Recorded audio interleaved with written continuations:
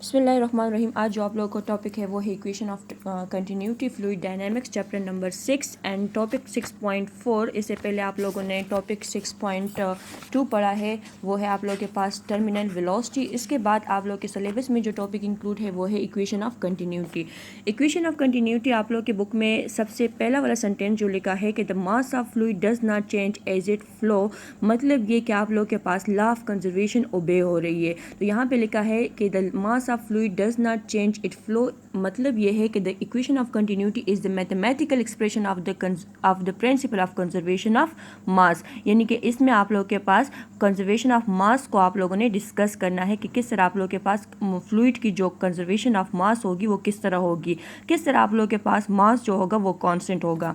इसकी mathematical derivation करना है। मैथमेटिकली आप लोगों के पास इसको ये प्रूफ करना है कि A1 V1 is equal to A2 V2 is equal to constant. A आप लोग के पास एरिया है एंड वी आप लोग के पास स्पीड है, तो एरिया और स्पीड आप लोग के पास दोनों का प्रोडक्ट जो होगा वो कांस्टेंट के बराबर होगा। ये मैथमेटिकली आप लोगों ने डिराइव करना है।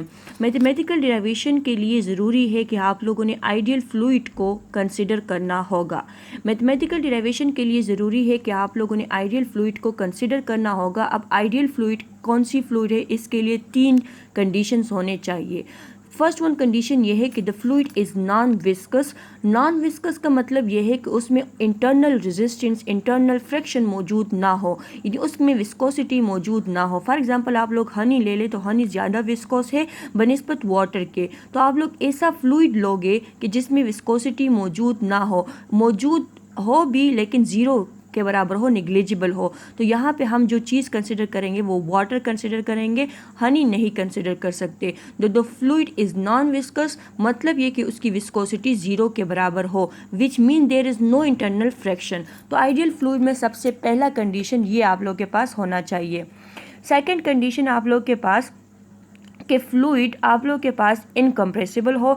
इनकम्प्रेसिबल का मतलब ये है कि आप लोग के पास उसकी जो डेंसिटी हो वो कांस्टेंट हो। इनकम्प्रेसिबल का मतलब ये है कि आप लोग उसको कंप्रेस नहीं कर सकते। फॉर एग्जांपल वाटर है तो वाटर को तो कंप्रेस कर सकते हैं, लेकिन वाटर को तो कंप्रेस नहीं कर सकते, तो इनकम्प्रेसिबल फ्लूइड होना चाहिए जिसकी डेंसिटी कांस्टेंट हो। फॉर एग्जांपल वाटर है तो वाटर को आप लोग कंप्रेस नहीं कर सकते, तो उसकी डेंसिटी कांस्टेंट होनी चाहिए, इनकम्प्रेसिबल फ्लूइड होना चाहिए।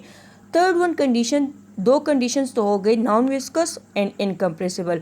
थर्ड वन कंडीशन आप लोग के पास है द फ्लो इज स्टेडी, कि आप लोग के पास जो फ्लूइड की फ़्लो हो वो स्टेडी हो, यानी speed of particle is constant. इस पे मैं आप लोग को समझाऊंगी। ये कंडीशंस आप लोग के यहाँ पे बुक में भी लिखे हुए हैं कि the fluid is non viscous. Non viscous क्या होता है, the flow is steady. Steady क्या होता है, द फ्लूइड इज़ इनकम्प्रेसिबल, कि the density of an incompressible fluid is constant, कि उसकी जो डेंसिटी हो वो कांस्टेंट हो। तो ये आप लोग के पास कंडीशन है फ्लूइड फ्लो की, तो आप लोग बुक में भी देख सकते हैं। अच्छा, यहाँ पे जो बात आ गई है the flow is steady, speed of particle is constant, इसका क्या मतलब है। Streamline flow, flow of fluid की 2 तरीके हैं, फ्लो ऑफ फ्लूइड की 2 वेज है, 2 वेज है कि फ्लो ऑफ फ्लूइड किस तरह होता है। फ्लो ऑफ फ्लूइड 2 तरह से होता है, एक होता है लैमिनर फ्लो ऑफ फ्लूइड, दूसरा होता है turbulent flow of fluid. Laminar flow of fluid को आप लोग स्ट्रीम लाइन फ्लो भी कह सकते हैं। जिस तरह आप लोग को यहाँ पे आइडियल कंडीशन में लिखा हुआ है कि थर्ड वन कंडीशन में ये होना चाहिए कि स्ट्रीम लाइन फ्लो हो, तो laminar flow of fluid stream line flow हो। तो लेमिनर फ्लो ऑफ फ्लूइड को आप लोग स्ट्रीम लाइन फ्लो भी कह सकते हैं। फॉर एग्जांपल ये आप लोग के पास एक पाइप है, अगर इसमें पानी सीधा रेगुलरली मूव करेगा तो इसको हम बोलेंगे लेमिनर फ्लो या stream line flow. For example ये एक दूसरा पाइप है लेकिन इसमें आप लोग के पास रेगुलरली फ्लो नहीं हो रहा, तो इसको आप लोग बोल सकते हो irregular flow of a fluid. This is a regular flow of fluid and this is a irregular flow of fluid. तो इरेगुलर किस वजह से हो सकता है, फॉर एग्जांपल या तो प्रेशर ज़्यादा हो जाता है पानी की या कोई दूसरी चीज़ हो जाती है, तो उसकी वजह से इरेगुलर फ्लो हो जाता है। तो आइडियल कंडीशन ये होना चाहिए कि लैमिनर फ्लो हो। इसकी दूसरी एग्जांपल ये भी है, फॉर एग्जांपल ये एक गाड़ी है, अगर गाड़ी कांस्टेंट वेलोसिटी से जाएगी तो इसके ऊपर जो हवा का फ्लो होगा, एयर फ्लो जो होगा, एयर भी आप लोग के पास एक फ्लूइड है ना, तो एयर की जो फ्लो होगी वो आप लोग के पास लैमिनर फ्लो होगी। लेकिन ये तो कांस्टेंट वेलोसिटी पे है, लेकिन अगर सडनली वेलोसिटी इंक्रीज हो गई, यानी sudden increase in velocity can cause turbulent flow, तो सडन इंक्रीज इन वेलोसिटी की वजह से आप लोग के पास टर्बुलेंट फ्लो आ जाएगी। तो ये तो फ्लो ऑफ फ्लूइड के दो तरीके हैं, एक है लैमिनर फ्लो, टर्बुलेंट फ्लो। तो यहाँ पे आइडियल फ्लूइड में आप लोग के पास क्या होना चाहिए कि फ्लो स्पीड ऑफ पार्टिकल जो हो, speed of particle is constant हो, स्ट्रीम लाइन फ्लो हो, मतलब फ्लो इज स्टेडी हो, कि आप लोग के पास कॉन्स्टेंटली फ्लो हो रहा हो, उसकी पार्टिकल जो हो वो इरेगुलरली मूव हो रहा हो, इरेगुलर मूव ना हो रहा हो। तो ये तीन तरीके हैं, तीन कंडीशंस है इसके लिए, इक्वेशन ऑफ कंटिन्यूटी को फाइंड आउट करने के लिए ये कंडीशन आप लोगों ने याद करने होंगे कि the fluid is non viscous, incompressible and steady. अब हम इसको डिराइव करने जा रहे हैं। अब फॉर एग्जांपल आप लोग के पास ये एक पाइप है, ये मैंने एक पाइप ले लिया और यहाँ पे ये इसका एक क्रॉस सेक्शनल एरिया है और ये दूसरा इसका क्रॉस सेक्शनल एरिया है। तो यहाँ पे ये वाला क्रॉस सेक्शनल एरिया, ये वाला क्रॉस सेक्शनल एरिया दोनों कांस्टेंट है। अब फॉर एग्जांपल मैं एक ऐसा पाइप कंसिडर कर लूँ जिसका क्रॉस सेक्शनल एरिया इक्वल ना हो। फॉर एग्जांपल अगर आप लोग बुक में देख ले कि ये आप लोग के पास एक पाइप है और ये दूसरा, ये एक पाइप है, ये इसका लोअर एंड है और ये इसका अपर एंड है। अब यहाँ पे अगर आप लोग देख ले तो वो लोअर एंड की एरिया कम है और अपर एंड की एरिया ज़्यादा है। अब इन दोनों एंड पे हमने मास फ्लो रेट को फाइंड आउट करना है, फ्लो ऑफ मास को फाइंड आउट करना है कि फ्लो ऑफ मास आया कंजर्व होगा या नहीं होगा।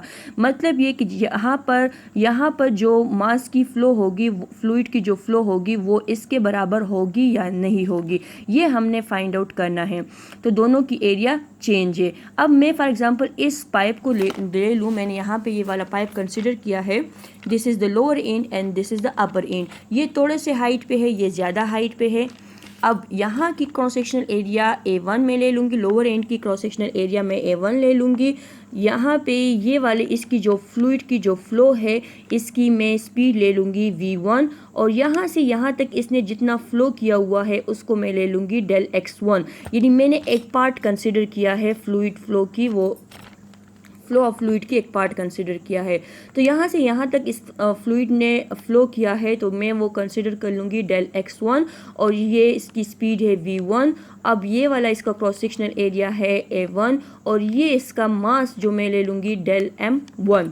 अब आप लोगों ने एरिया और वॉल्यूम को आप लोगों ने पढ़ा भी है, फिर भी मैं आप लोगों को दोबारा बता दूंगी कि एरिया हम फ्लैट सरफेस 2D ऑब्जेक्ट्स के लिए लेते हैं। फॉर एग्जांपल ये एक स्क्वायर है, मैंने इसके लिए ये 2 डायमेंशन में है। वॉल्यूम जो होता है वो 3 डायमेंशन, फॉर एग्जांपल यही वाला स्क्वायर अगर मैं 3 डायमेंशन में ले लूँ तो ये आप लोग के पास वॉल्यूम में आ जाएगा। तो हमारा ताल्लुक यहाँ पे जो है वो है मास के बारे में। मास को हमने कंजर्व करना है, देखना है कि ये किस तरह कंजर्व होगा। तो मास एट लोअर एंड, सबसे पहले हम मास एट लोअर एंड ले लेंगे। अब यहाँ पे 3 चीज़ों का कंसिडर किया गया है, एक है मास, दूसरा है वॉल्यूम, तीसरा है डेंसिटी। तो डेंसिटी का इक्वेशन आप लोग को पता है कि density is equal to mass per unit volume. Cross multiplication करके del m1 is equal to ρ1 del 1 आ जाएगा। ये डेल v1 जो आप लोगों के पास है यहाँ पे इसका मतलब है volume. This is the density and this is the mass. अब ये मैं लोअर एंड के लिए ले रही हूँ तो मैंने 1 इसलिए लिखा हुआ है।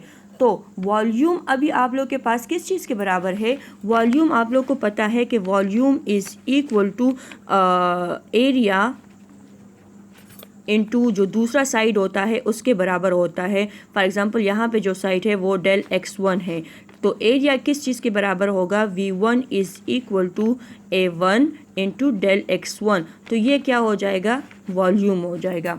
अगर मैं यहाँ पे वॉल्यूम फाइंड आउट करूँगी तो ये वाला साइड और ये वाला साइड अगर मैं टोटल ये 3D में ले लूँ तो ये आप लोग के पास वॉल्यूम हो जाएगा। तो मैंने वॉल्यूम की जगह a1 डेल x1 लिख लिया। अब del m1 is equal to ρ1 a1। अब डेल x1 किस चीज़ के बराबर है? आप लोग को पता है कि v इज़ इक्वल टू क्या होता है? वेलोसिटी। वेलोसिटी या speed is equal to distance per unit time. Then cross multiplication करके s is equal to vt। अब यहाँ पे s जो है वो डेल x1 है, x1 को हमने कंसिडर किया है, तो del x1 is equal to v1 del t। तो डेल x1 की जगह आप लोग v1 डेल t लिख सकते हो। तो आप लोगों ने डेल x1 की जगह v1 डेल t को लिख लिया। ये इस इक्वेशन से आया हुआ है, सही है।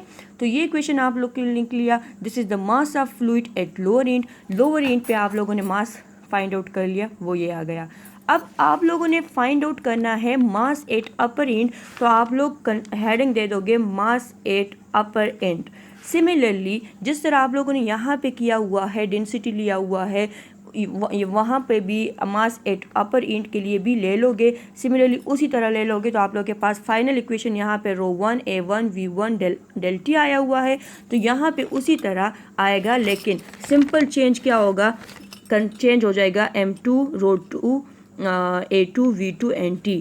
यहाँ पे अगर आप लोग देख लो तो यहाँ पे जो फ्लूइड की जो स्पीड है वो V2 ले लोगे, यहाँ से यहाँ तक जो डिस्टेंस आप लोग x2 ले लोगे, और ये वाला साइड आप लोग ले लोगे A2।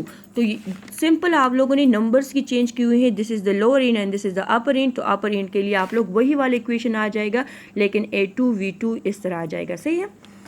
तो अभी आप लोगों ने पढ़ा है, सबसे पहले भी आप लोगों ने लॉ ऑफ कंजर्वेशन में पढ़ा है कि mass can neither be created nor be destroyed.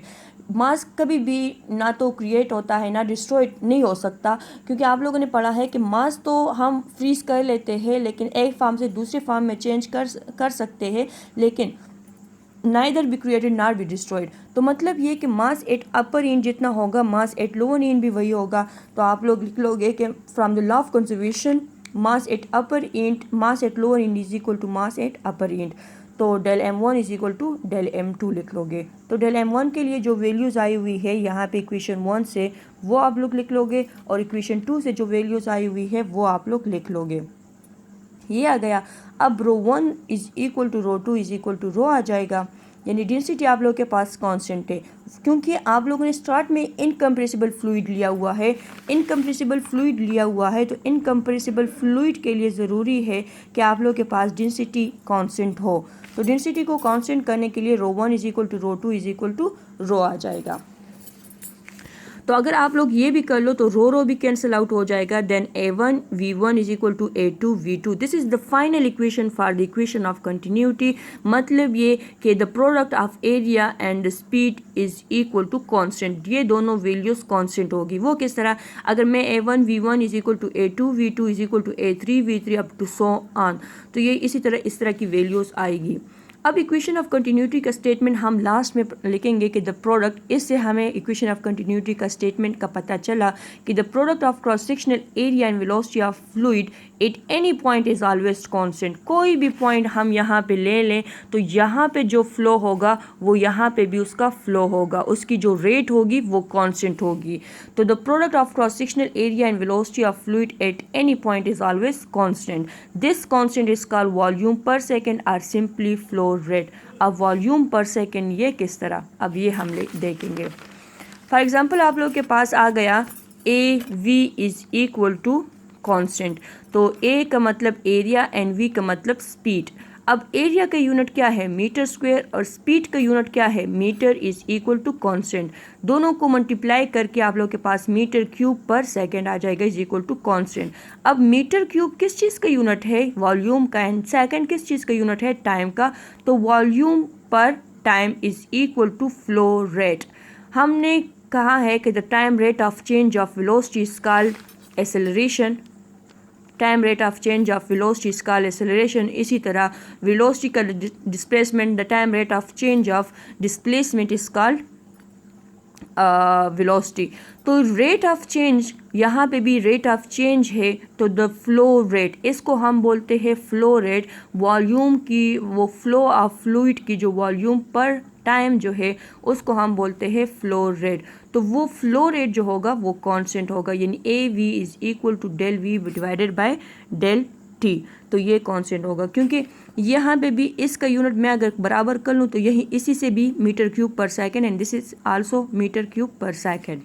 तो ये आ जाएगा। अब इसके बाद दूसरा हम एक्सप्लेन करने जा रहे हैं, आप लोगों ने इसको गौर से देखना है कि फॉर एग्जांपल अगर मेरे पास ये A1 V1 है is equal to A2 V2 है, तो ये किस तरह कांस्टेंट होगा। फॉर एग्जांपल मेरे पास यहाँ पे एरिया है 10 और यहाँ पे स्पीड जो है वो है 5, तो 10 मल्टीप्लाई बाय 5 आप लोग के पास आ जाएगा 15। अब फॉर एग्जांपल यहाँ पे मेरे पास एरिया कम हो गई, 5 पे आ गई, और वॉल्यूम बढ़ गई, 10 पे आ गई। सॉरी स्पीड बढ़ गई 10 पे आ गई और एरिया 5 पे, तो दोबारा मैं मल्टीप्लाई कर लूँ तो 15। मतलब अगर एक इंक्रीज़ हो रहा है तो यहाँ पे दूसरे केस में दूसरा डिक्रीज़ हो रहा है, एक इंक्रीज़ तो दूसरा डिक्रीज़। तो मतलब ये अगर मैं दोनों पे डिवाइड कर लूँ तो A1 divided by A2 is equal to V2 divided by V1। मतलब A1 is inversely proportion to V1।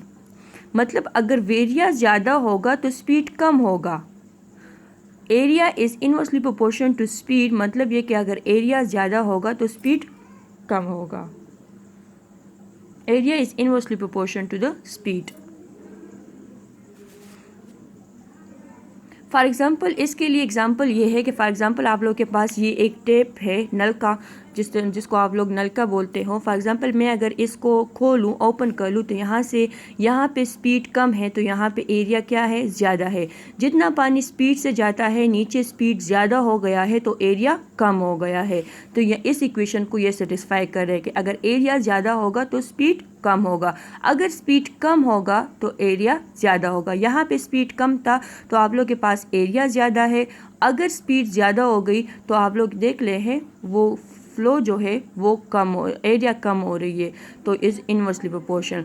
अगर दूसरा केस फॉर एग्जांपल स्पीड के कम होने की वजह से, स्पीड के ज़्यादा होने की वजह से एरिया कम हो रही है, तो आप लोग ये भी कंसिडर कर सकते हो कि अगर एरिया हम कम करेंगे तो क्या स्पीड इंक्रीज़ हो सकती है या नहीं हो सकती। फॉर एग्ज़ाम्पल आप लोग एक पाइप गार्डन में जाके आप लोगों के पास एक पाइप है, उससे पानी निकल रहा है, लेकिन अगर आप लोगों के पास ये पानी स्लो स्पीड में जा रहा है क्योंकि एरिया ज़्यादा है। अब अगर आप लोग फिंगर के ज़रिए उसको दबा दे और एरिया को कम कर ले तो आप लोगों के पास स्पीड क्या हो जाएगा, इंक्रीज़ हो जाएगा। तो स्पीड को एरिया को कम किया तो स्पीड इंक्रीज़ हो गया। यहाँ पे आप लोग स्पीड को इंक्रीज़ कर रहे थे तो एरिया कम हो रहा था। तो दोनों का रिलेशन जो है वो है आप लोगों के पास इन्वर्सली रिलेशन। तो ये था आप लोगों के पास equation of continuity. Equation of continuity में हमने ये फाइंड आउट किया कि अगर एरिया ज़्यादा होगा तो स्पीड कम होगा, अगर स्पीड ज़्यादा होगा तो एरिया कम होगा। दोनों का रिलेशन जो है वो आप लोगों के पास इन्वर्सली रिलेशन है। और यहाँ पे जो एग्जांपल है एग्जांपल 6.2, इसमें सिंपल आप लोगों के पास a garden house of inner radius 1.25 centimetre carries water at 2.60। तो एग्जांपल में आप लोग के पास inner radius 1.25 centimetre carries water 2.60 metre per second, और रेडियस भी दिया हुआ है। एक आप लोग के पास होस दिया हुआ है, दूसरा आप लोग के पास नोजल। आप लोग डायग्राम को दे सकते हैं, यहाँ पे V1 और R1, यहाँ पे V2 एंड R2। तो आप लोगों ने V2 को फाइंड आउट करना है, V1 और R1 दिया हुआ है। आप लोग के पास सिंपल इक्वेशन है 1V1 is equal to A2V2। Then area आप लोग के पास पाई R स्क्वायर के बराबर है। देन यहाँ पे आप लोग वैल्यूज़ पुट कर लोगे, R1 स्क्वायर, V1 स्क्वायर और V2 को निकाल लोगे तो आप लोग के पास V2 की वैल्यू आ जाएगी। सही है, ये आप लोगों ने खुद सॉल्व करना है और असाइनमेंट 6.2 आप लोग का असाइनमेंट है।